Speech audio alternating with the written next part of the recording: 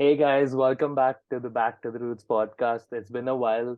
We've taken a break, but so much has happened in the cricketing world in the past week. A lot of Indians faced a lot of disappointment, and that's what this episode is majorly going to be about. The World Test Championship final. Yeah, let's jump right into it. You know, we actually had a couple of our very own Back to the Roots podcast fellow members who were actually at the World Test Championship. So, Wade, you want to just go ahead and tell us what was the atmosphere like? Like, how was it being there?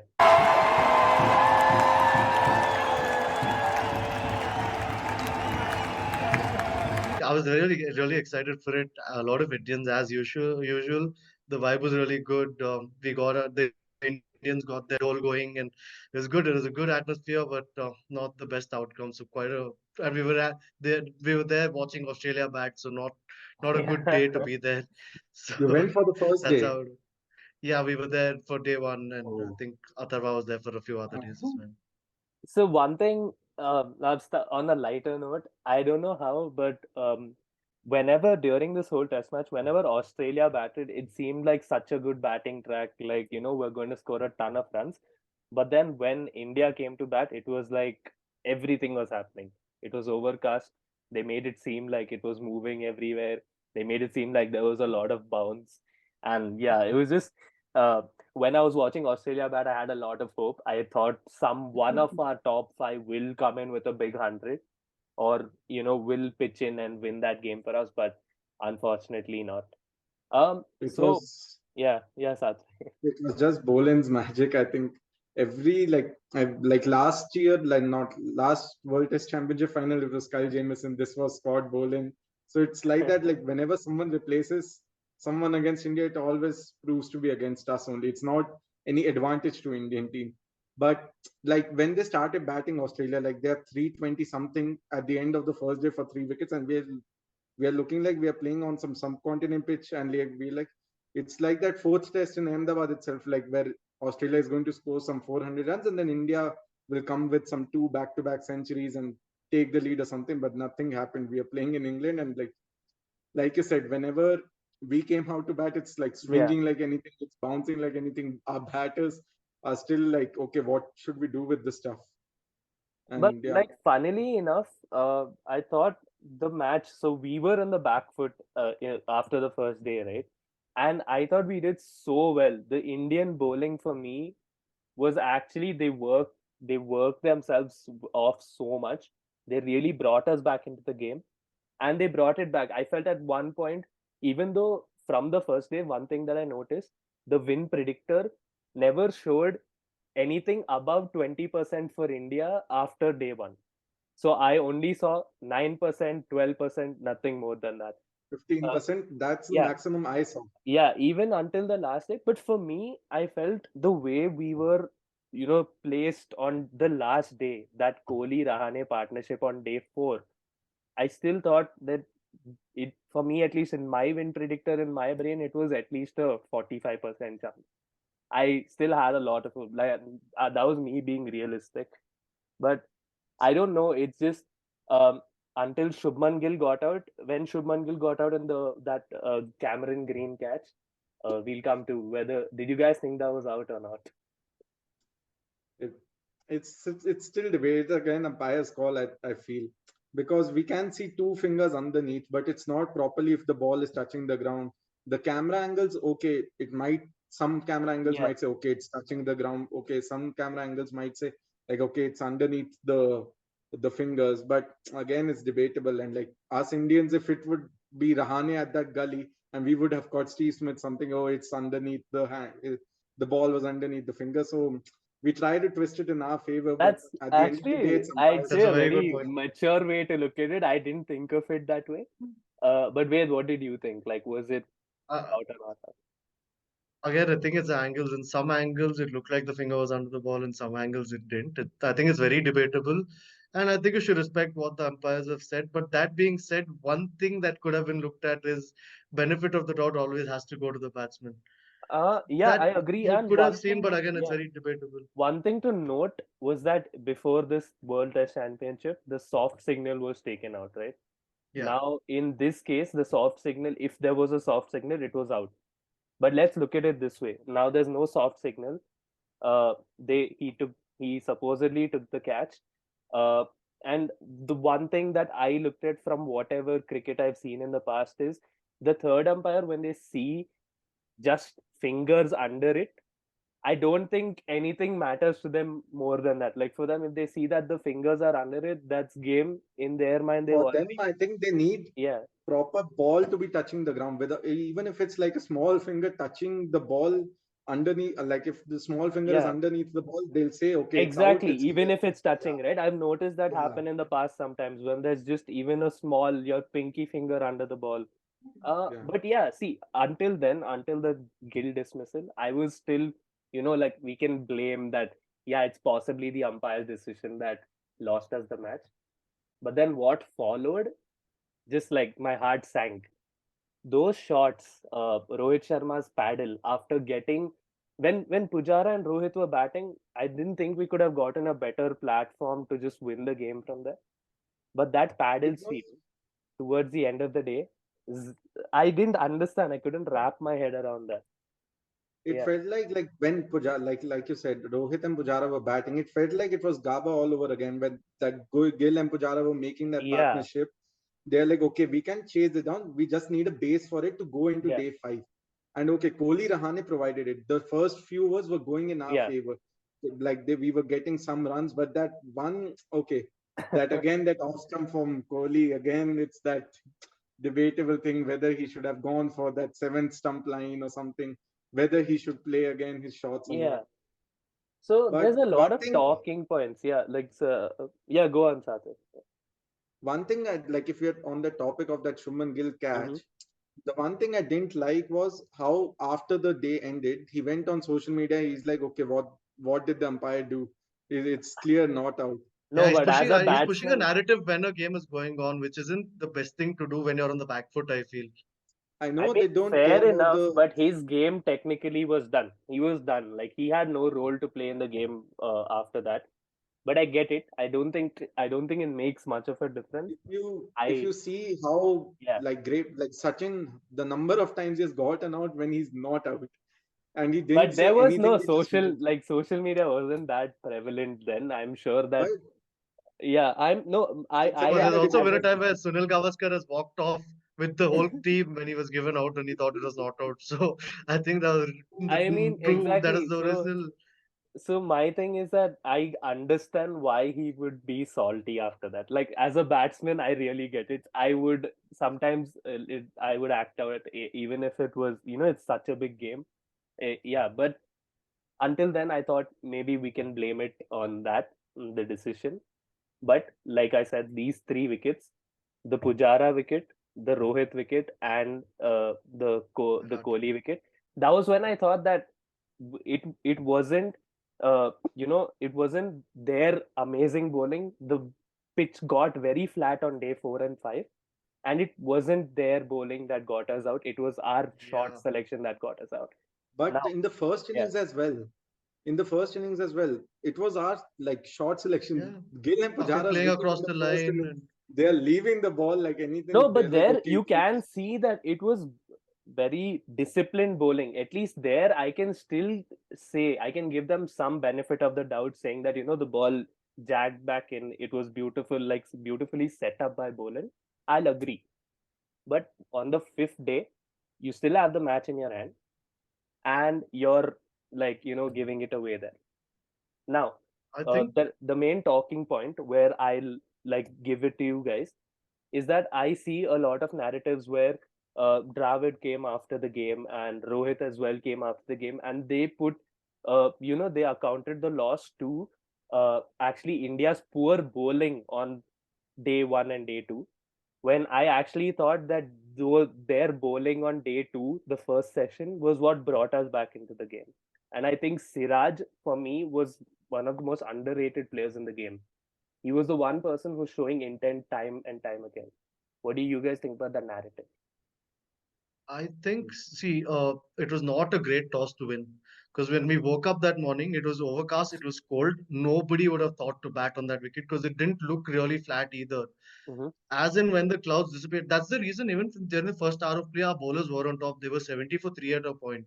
The Yeah. conditions did favor us, but it was not a great toss to win because once the clouds went off, the pitch didn't exactly become flat, but it became dry. It favored the batsmen.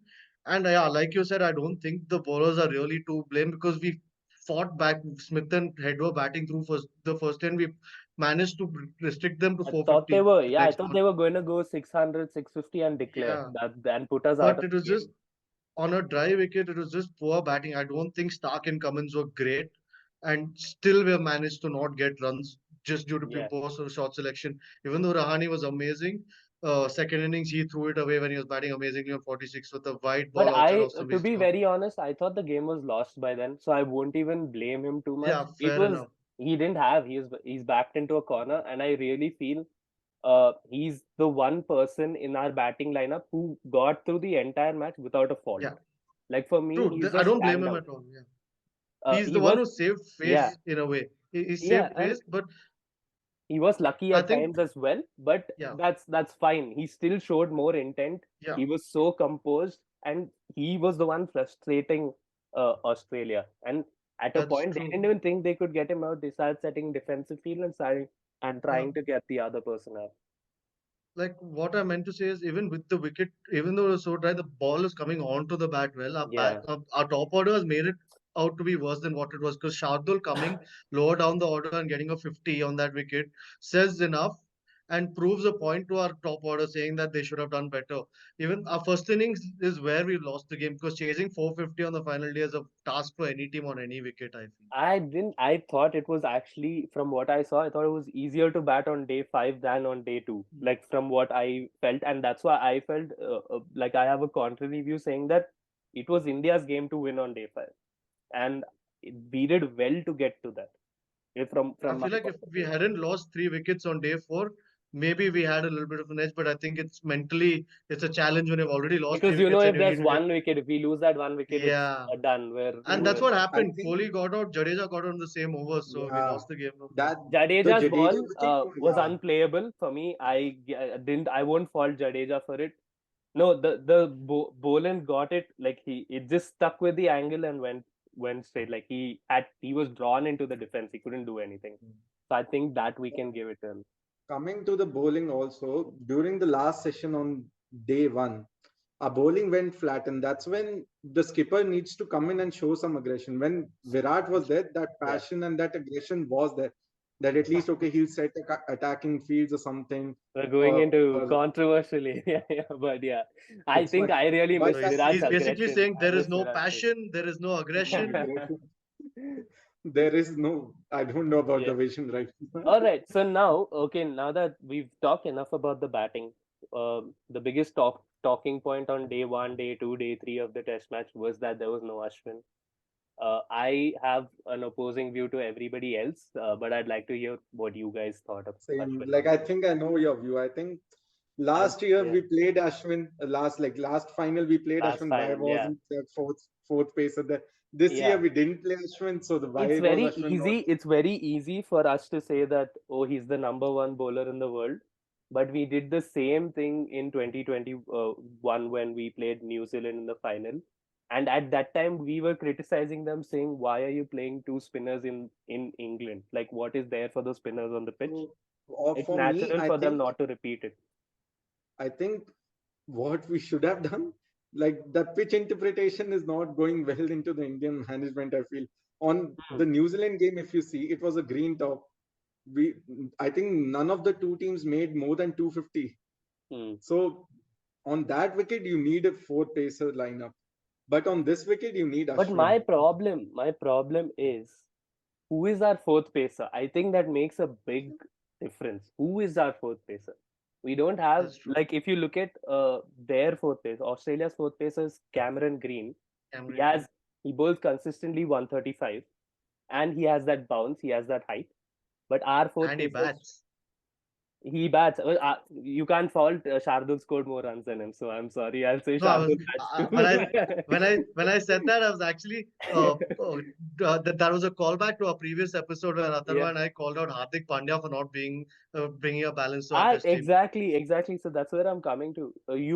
I feel the missing piece in the puzzle is Hardik Pandya. In the next cycle, think of this. I think our best middle order is when we actually have Pant back.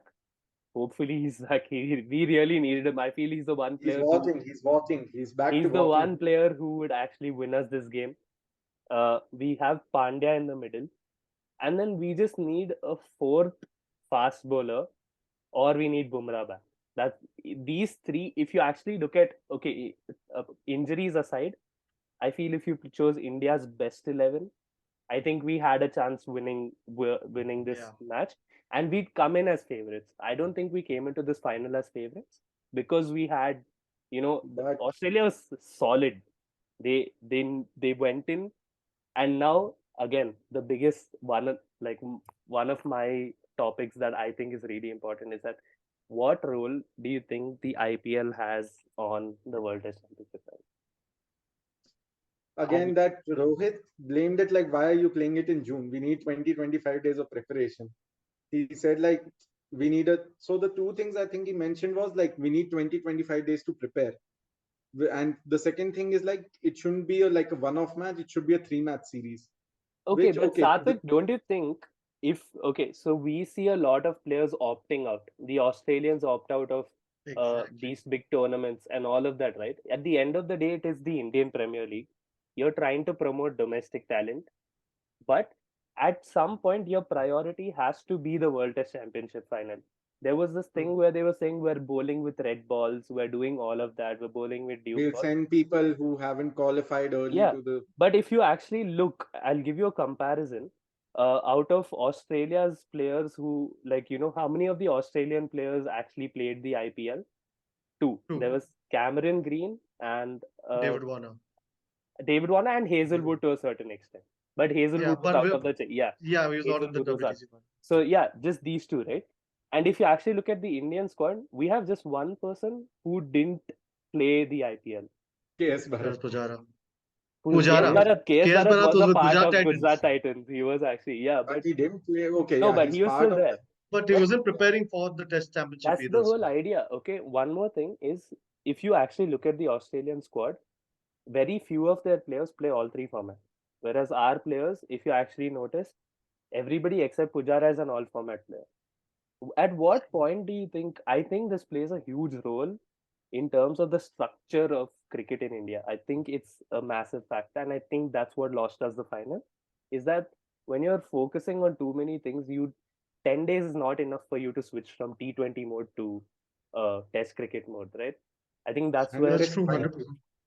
and the shots I that think Kohli and Rahane played, I think, are the biggest examples of that. I think for a 5-day game, 10 days of preparation is nowhere near enough. Australia have come prepared for the Ashes, and Australia and England have this model of having three format teams. They have a team for T20, they have a team for Yeah. ODIs, and they have a team for the World Cup. English players are playing county cricket. Where do you see our international players playing Ranji Trophy cricket? They're playing tournaments throughout the year, which is not letting them truly prepare for certain formats. And that's where we're not able to hold our nerves when it's coming to the finals of tournaments or coming to the knockout games of tournaments. So I think we have to Hmm. change our system in general But and I have don't even know different. about the system.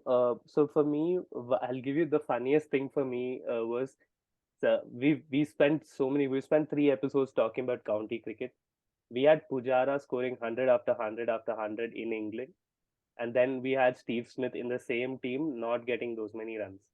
And then when you come here, Steve Smith is almost like it's like he either I don't know what the difference is. England bowling the county cricketers bowling tougher, or is it that that Indian bowlers weren't as effective? And then you see Steve Smith is almost ungettable. The first innings I didn't know how we were going to get him out. So I think it it was just proper game plan. Like the Steve Smith dismissals in county cricket, he is hmm trapped in front of like in front of the stump. It's all LBWs or like mostly bowls. He's Mhm. never caught out. He's never like a rash shot or anything. So it was Yeah. proper game plan or like any leg slips or something. So they're trying to get him out on the like LBW. So like the game plan also didn't work in favor of us. And the only one who prepares, I think, the most is Ashwin for any batter. I think, So one very something interesting is that I would love to see Ashwin as my test captain. I want my test captain to have that planning. I don't mind That's if he true. doesn't play ODI cricket, but please use all your planning. We need somebody to. I have heard that Rohit Sharma relies heavily on data and that he's somebody who thinks a lot. But Ashwin is just a different level, I feel, when it comes to cricketing knowledge. And I would love to see Ashwin being at least tried as a test captain. I don't think it'll ever happen. Uh, I might also, just happen. The number yeah. of captains we've used in 2022 is just an example of that. Yeah, but yeah, that's just an interesting thing. I think he would be an amazing test captain. But yeah, any closing remarks about the World Test Championship final? I mean, I remember myself when in our match against New Zealand, I told myself that it's fine, we lost this, but we're going to be back 2 years later. I really wanted this trophy. I love Test cricket the most out of all formats, and I really wanted this one. So I was a little disappointed to the lack of practice or preparation or lack of priority given to the World Test Championship final. I feel this takes a lot of precedence over our IPL. IPL is like it's there, but at some point I feel bigger players need to start opting out of the IPL for bigger events like this. Or I feel this cycle is just going to continue. It's been 10 years without an ICC trophy. I really don't want that to continue. What do you guys think? Satvik, you go first on this one. Okay. I, it's going to happen. I don't know. It's very difficult. Like if a player like Rohit Sharma or like Virat Kohli, even like a youngster like Shubman Gill opts out of the IPL, it's a very big thing because these franchises have spent like buckloads of money on them. So opting out would be difficult, and nobody would refuse a money like that. Okay, they are getting big contracts from the BCCI, but at the same time, IPL is what made their career in the first place. Fair enough. Like Gill became a thing. Okay, he under 19 World Cup, he got it from there. But Prithvi Shaw, the people like that, and like Mohammad Siraj also, he was like once Kohli found his form and Siraj was at his best, Hmm. like during that 2021 IPLs, Yeah. he came into the test team. So it is trying to become a basis for a selection into the Indian team, but it shouldn't be the only basis. Like now we are seeing like Yashasvi Jaiswal went to the World Test Championship as a reserve Hmm. player. Yeah. And the one thing also I am feeling like they're trying to convert players who are not those format players. If you ask Pujara to play T20 from now on, it won't happen. So you're asking Surya Kumar to come play into the test team, and you're keeping him as a reserve player as if he'll come and score 100 and it will be all So fine. We'll yeah. solve So our do number you five think problems. it's time for us to start grooming test specialists and It like is. It Yes, have is I about think time. You see Australia in the first place.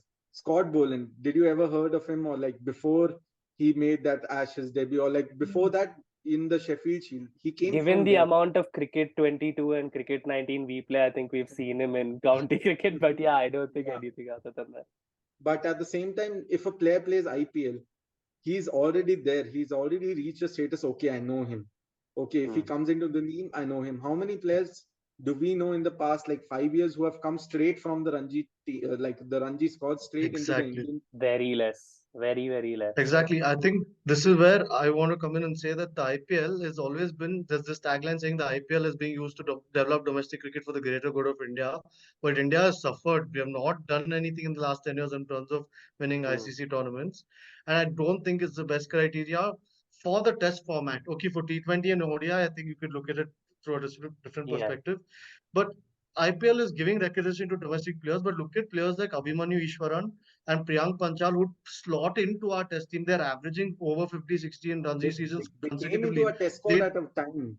they came into a test squad at a time. They never were Yeah, tried and they were dropped for no reason. exactly. Sarfraz Khan also, he averages Yeah, 80 so every it's Ranji. He's not even doing well in the this IPL. Sarfaraz Khan case just Exactly. defines of what is happening in the Indian test team. It Exactly. genuinely And needs these an two players overhaul. also, they're not getting IPL contracts, so they're not getting recognition to come into the test team. There are a lot of Hmm. players who are a big miss because they're not suiting the IPL format because of their style of play, but they fit very well into our test team, and that's creating a big problem for us, I feel. And yeah, I think given our focus on domestic cricket, we soon win the Ranji Trophy. We have a few Indian tournaments coming up. I think we should make it a priority on our podcast to start noticing test talent.